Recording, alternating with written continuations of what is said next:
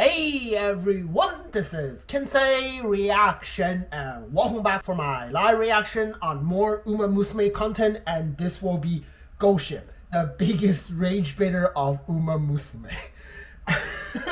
Okay, what the hell did he actually do or she do? I'm so sorry. I just want to say that after I watch and I react to Season 3 of Umamusume Pretty Derby, we get to see a GOLSHI focused episode, and I got a lot of comments that I was recommended to get to check out GOLSHI's real life. So, and then you guys are keep on telling me that it's also as hilarious as it is in the anime, and also the 12 billion yen incident. I was very curious on what did she actually do in real life. So yeah, this video is definitely going to be super entertaining and definitely comedy. So really excited to check what our reaction will get. I mean, it's GOLSHI, right? So, and also the way that she acts in Umamusume in the game, in the anime, I feel like it's all based on what she did in real life, or he did in real life. But anyways, yes, very excited. So without further ado, let's just get started on our reaction. I'm just very excited to check more on GOLSHI or GOLSHI. Let's go! Alright, before I get some live shows, if you enjoy all of my live reaction videos, please leave a like and also subscribe to my channel. Hit that notification bell for not missing my future live reaction. And don't forget to share this video and content as well. Alright, let's get started with the video. GOLSHI, the biggest Ragebaiter of Umamusume. And this will begin in 3, 2, 1, and let's go! In the sprawling world of Umamusume Pretty Derby, among dozens of legendary champions, one character has become the face of the franchise's unpredictable spirit. If you have seen unpredictable spirit, and you guys are telling me that's the face of the real life horse of GOLSHI. The one pulling pranks, breaking the fourth wall, a flying drop kick. Oh, flying drop kick! Yeah, I saw that. GOLSHI. Legion of fans, and while she often seems like the comic relief, she is absolutely. Oh my gosh. Her story is one of the most Season 2, Season 1, yeah, messing with McQueen. Girl who acts like the prankster is a direct, faithful translation of a real-life racehorse. A multi-million-dollar champion. Really? Is just as brilliant and even more chaotic than his fictional counterpart. This is the story of that horse and how his career, his personality, and his incredible contradictions were perfectly reborn as a digital icon. Let's get into it. To really understand the legend of GOLSHI, you first have to accept he was, above all, a contradiction. The facts paint a clear picture of an elite champion, a 6-time Grade 1 winner. Yeah, 6-time G1 race winner. That is good. Oh my God, that is a lot of money. That breathtaking brilliance was a baffling, GOLSHI. He was a force of nature that operated entirely on his own terms. And the key to this puzzle, the source code for his unique brand of chaos, can be found in his bloodline. His pedigree isn't just a list of ancestors. It is a recipe for his entire personality. Let's start with his father's side. His father, his sire, was a horse named Asmongold, a successful Wait, that's not Asmongold. A horse named Stay Gold. Stay Gold, yes! I was wondering, like, what? Oh, that was hilarious. Also, the bloodline on Sunday Silence. Yeah, definitely has a lot of offspring. Often being coupled with a fiery, difficult temperament. Stay Gold himself was known for his own quirks. Some fans even called him a terrorist on the race course. GOLSHI's own half-brother, the Triple Crown winner Orphever, was famously nicknamed the yes, the Tyrant. This is where GOLSHI inherited They're actually related, the Golden Family. That is only half of the story. On his mother's side, the influence was the complete opposite. His dam was a daughter of the Japan Racing Association Hall of Fame inductee Mijiro McQueen. Yeah, you guys actually told me that. Or stayers. From this line, GOLSHI is actually the grandson of Mijiro McQueen. A deep well of stamina and consistency. The ability to just keep running. So you have this perfect genetic storm. From his father, the volatile spirit of a rebel. From his mother's side, the powerful, relentless engine of a marathon runner. His entire career can be seen as a manifestation of this war within him. A horse born with the Michael Jackson reference. I loved it when I saw that in B&W OVA. Oh my gosh, I can't believe that she actually did that. His career wasn't a simple list of wins and losses. It was a story written happened in a few distinct, unforgettable moments. The first came in 2012, and his first major Grade 1 race. The Satsuki Show. The conditions were awful. A track soaked with rain, turning the ground into heavy, treacherous mud. Really? Race, GOLSHI did what he always did. He lingered at the very back of the pack. Very back. That's her style. Hey, let's go. To the final turn, trying to find a better footing on the outside, GOLSHI did the opposite. He dove towards the inside rail.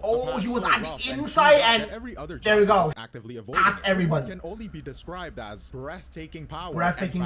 Balance. Through this Look at that. Gaining an immense advantage. From there, he unleashed a devastating charge down the straight, blowing past Nice. How many gappers do we have? This wasn't just a victory, it was a statement. It was the debut of his how many horse lengths is that? Like 2 or 3? That he operated by a completely different set of rules. Jumping forward to his 6th and final Grade 1 victory in 2015. First win in the G1. Was perhaps the race that best captured his grit. This was a grueling 3,200 meter marathon, a race he had tried and failed to win twice before. He was also recovering from a hoof injury, so expectations were mixed. He started poorly, as was his custom, am I right? Trailing far behind. But on the backstretch, he began a massive, relentless run, moving up through the field, and in the final desperate strides, he caught the leader to win by a mere just by a slight. And his jockey's comments after the race were incredibly telling. He said, "I was thinking of going front if he started well," which obviously wasn't the case. From there on, I just concentrated on following the pace and careful not to turn him off. That last part is the key. The job wasn't just to ride him. The job was to actually manage his psychology. To keep him engaged. This was just let to the delicate mental GOLSHI do what he wants. These moments showed that when GOLSHI was in the mood, he was a nearly invincible force. You don't really see that often from a horse. Possible what happened when he was not. The 12 billion yen incident. Okay, I want to know this. Takarazuka Kinen race as the overwhelming favorite. He was on the verge of making history, attempting to become the first horse to ever wait, this is the all-star Osaka High, right? In the BMW OVA. An astronomical this is the starting gate sprang open and the rest of the field thundered away. Late start went into what was described as an inexplicable fit. He reared up high on his hind legs, holding the pose. A perfect statue of my god. As the race disappeared into standing up. By the time he finally decided to run, he was hopelessly behind. In that single moment of defiance, an estimated 12 billion yen that's instantly turned into everyone who bet on GOLSHI is definitely like Superman. 135 million USD gone. Vaporized by a horse who simply decided he didn't feel like it. And this is the event that truly defines his legacy as the Chaos Agent. The entire sport of horse racing, and especially the massive betting industry built around it, is founded on principles of statistical analysis, performance prediction, and quantifiable data. It is a system designed to make the unpredictable predictable. GOLSHI was a living, breathing refutation of that entire system. One rider at the time described him calling him a divine punishment inflicted on humanity for daring to gamble on the enterprise of horse racing. Oh my god, divine punishment for all the people who was betting on the horses. Way possible. That some things and this face quantified. It was moments like these of spectacular talent and even more spectacular self-sabotage that cemented his legend. He was actually a character so perfectly formed. It was almost inevitable that someone would decide to make his story playable. This is where the GOLSHI legend was supercharged for a new era in the world of Umamusume Pretty Derby. And the genius of his adaptation to the horse girl is how it was a meticulous and clever translation. It starts with her visual design, which is essentially a canvas of hidden references. It is designed to be a rewarding experience for anyone who knows the real story. For instance, her race outfit, the red dress, and the white and red sweatbands is a direct copy of the jockey. It's the same his jockey. Look closer at the dress, and you will see 6 gold buttons running down. Oh, that represents 6 G1 races.